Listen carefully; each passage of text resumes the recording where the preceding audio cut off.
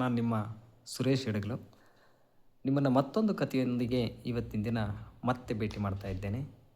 ಜೀವನದಲ್ಲಿ ಅವಕಾಶಗಳು ಹೇಗೆಲ್ಲ ಬರುತ್ತೆ, ಅವುಗಳನ್ನ ನಾವು ಹೇಗೆ ಉಪಯೋಗ ಮಾಡ್ಕೋಬೇಕು ಅನ್ನೋದು ಬಹಳ ಗೊತ್ತಿರುವಂಥದ್ದೇ. ಅಂಥದ್ದಕ್ಕೆ ಒಂದು ಸಣ್ಣ ನಿದರ್ಶನವನ್ನು ನಾನು ನೆನಪು ಮಾಡ್ಕೊಳ್ತೇನೆ. ಒಂದು ಊರಲ್ಲಿ ಒಬ್ಬ ಗೌಡ ಇರ್ತಾನೆ. ಅವನಿಗೆ ಸುಂದರವಾದಂಥ ಒಬ್ಬಳು ಮಗಳಿರ್ತಾಳೆ. ಸುಂದರವಾದ ಮಗಳಿದ್ದಾಗ ಅವಳಿಗೆ ಸಹಜವಾಗಿ ಆ ಊರಿನಲ್ಲಿ ಒಂದಿಷ್ಟು ಯುವಕರು ಕೂಡ ಅವ್ರ ಹಿಂದೆ ಬಿದ್ದಿರ್ತಾರೆ. ಆದರೆ ಆ ಎಲ್ಲ ಯುವಕರಲ್ಲಿ ಒಬ್ಬ ಯುವಕನಿಗೆ ಆ ಹೆಣ್ಣು ಮಗಳು ಮನಸೋತಿರ್ತಾಳೆ. ಅವರಿಬ್ಬರು ತುಂಬ ಗಾಢವಾಗಿ ಪ್ರೀತಿಸ್ತಾ ಇರ್ತಾರೆ. ಆದರೆ ಆ ಗೌಡನ ಹತ್ರ ಬಂದು ಆ ಪ್ರೀತಿಯನ್ನು ಹೇಳ್ಕೊಳ್ಳಿಕ್ಕೆ ಅವರಿಬ್ಬರಿಗೂ ಕೂಡ ಭಯ. ಸೊ ಹೀಗಿರುವಾಗ ಸ್ವಲ್ಪ ದಿನ ಪ್ರೀತಿ ನಡೀತಾ ಇರ್ತದೆ. ಕೊನೆಗೊಂದು ದಿವಸ ಅವಳು ತನ್ನ ಅಪ್ಪನ ಹತ್ರ ಬಂದು ನೀನು ಪ್ರೀತಿಯನ್ನು ಹೇಳಿ ನನ್ನನ್ನು ನೀನು ಮದುವೆ ಮಾಡ್ಕೊ ಅಂತೇಳಿ ಆ ಪ್ರಿಯಕರನಿಗೆ ಹೇಳಿದಾಗ ಅವನು ಅನಿವಾರ್ಯವಾಗಿ ಒಪ್ಕೊಳ್ಳೇಬೇಕಾಗತ್ತೆ. ಅವನು ಗೌಡನ ಮುಂದೆ ಬಂದು ನಿಂತ್ಕೋಬೇಕಾಗಿರುತ್ತೆ. ಆದರೆ ಹೇಳಲಿಕ್ಕೆ ಧೈರ್ಯ ಇಲ್ಲ. ಆದರೆ ಹೇಳ್ದೆ ವಿಧಿ ಇಲ್ಲ. ಹೇಳ್ದಿದ್ರೆ ಇವಳು ಬಿಡೋದಿಲ್ಲ. ಆಗ ಅವನಲ್ಲಿದ್ದಂಥ ಇಷ್ಟೋ ಧೈರ್ಯವನ್ನು ಒಟ್ಟುಗೂಡಿಸಿ ಒಂದು ದಿವಸ ಹೋಗಿ ಗೌಡನ ಮುಂದೆ ನಿಂತ್ಕೊಂಡು, ಗೌಡ್ರೆ, ನಾನು ನಿಮ್ಮ ಮಗಳನ್ನು ಪ್ರೀತಿಸ್ತಾ ಇದ್ದೇನೆ, ಹಾಗೆ ಅವಳು ಕೂಡ ನನ್ನನ್ನು ಪ್ರೀತಿಸ್ತಾ ಇದ್ದಾಳೆ, ನಮ್ಮಿಬ್ಬರನ್ನೂ ಕೂಡ ಮದುವೆ ಮಾಡಿಕೊಟ್ಟು ಪುಣ್ಯ ಕಟ್ಕೊಳ್ಳಿ ಅಂತೇಳಿ ಹೇಳ್ತಾನೆ.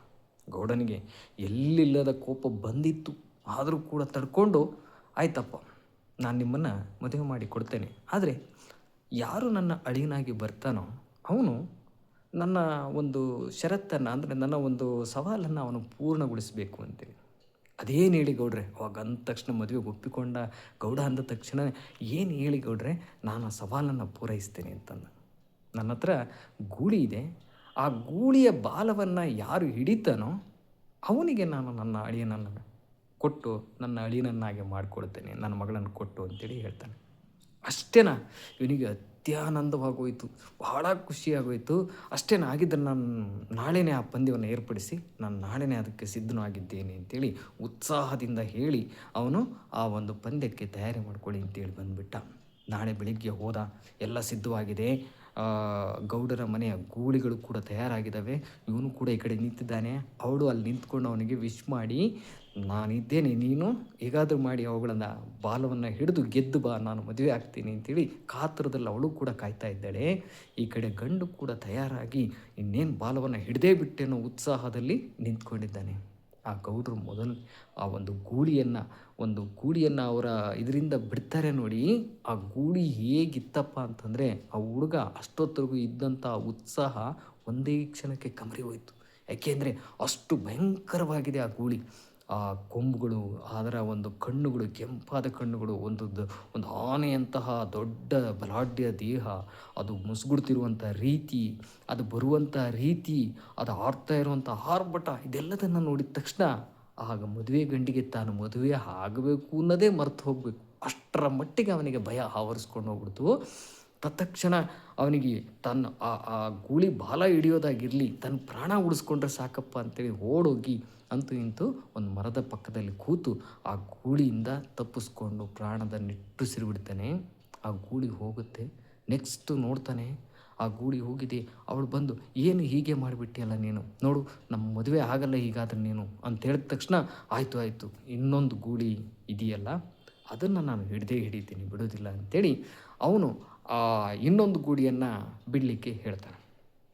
ಆಗ ಇವನು ಮತ್ತೆ ಎಲ್ಲ ಶಕ್ತಿಯನ್ನು ಒಟ್ಟುಗೂಡಿಸಿ ಅವಳನ್ನು ಮದುವೆ ಆಗಲೇಬೇಕು ಅಂತೇಳಿ ತೀರ್ಮಾನ ಮಾಡಿ, ಬಿಡಬಾರ್ದು ಈ ಸಲ, ಬಂದು ಎಂಥದ್ದೇ ಬರಲಿ, ಪ್ರಾಣ ಹೋದ್ರೂ ಪರವಾಗಿಲ್ಲ, ನಾನು ಆ ಗೂಳಿಯನ್ನು ಹಿಡಿತೀನಿ ಅಂತೇಳಿ ಬಹಳ ಉತ್ಸಾಹದಿಂದ ಆ ಗೂಳಿಯನ್ನು ಹಿಡಿಲಿಕ್ಕೆ ನಿಂತ್ಕೊಳ್ತಾನೆ.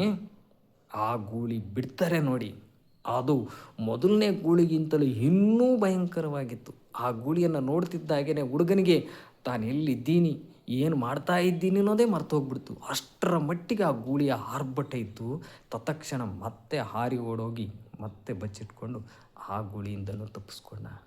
ಆಗ ಆ ಹುಡುಗಿ ಮತ್ತೆ ಇವನ ಹತ್ರ ಬಂದಳು, ಹೀಗಾದರೆ ನೀನು ನನ್ನ ಮದುವೆ ಆಗೋದೇ ಇಲ್ಲ ಜನ್ಮದಲ್ಲಿ ಅಂಥೇಳಿ ಮತ್ತೆ ಅವನಿಗೆ ಬೈದಿದ್ದರಿಂದ ಅವನಿಗೆ ಎಲ್ಲಿಲ್ಲದ ಒಂದಿಷ್ಟು ಶಕ್ತಿಯನ್ನು ಮತ್ತೆ ತಂದುಕೊಂಡು, ಈ ಮೂರನೇ ಗೂಳಿ ಬರುತ್ತಲ್ಲ ಅದನ್ನು ನಾನು ಯಾವ ಕಾರಣಕ್ಕೂ ಬಿಡೋದಿಲ್ಲ ಅಂಥೇಳಿ ತಯಾರಾಗಿ ನಿಂತ್ಕೊಳ್ತಾನೆ.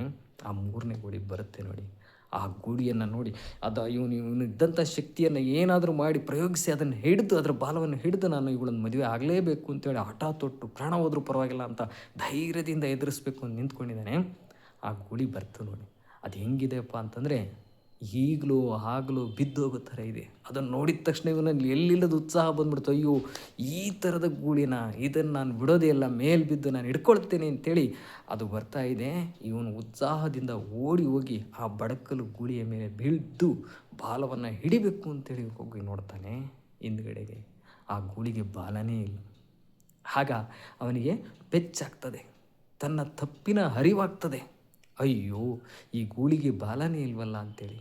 ಆಗ ಗೌಡ ಹೇಳ್ತಾನೆ, ನಿನಗೆ ನನ್ನ ಮಗಳನ್ನು ಕೊಟ್ಟು ಮದುವೆ ಮಾಡಲಿಕ್ಕಾಗೋದಿಲ್ಲ ಅಂತೇಳಿ.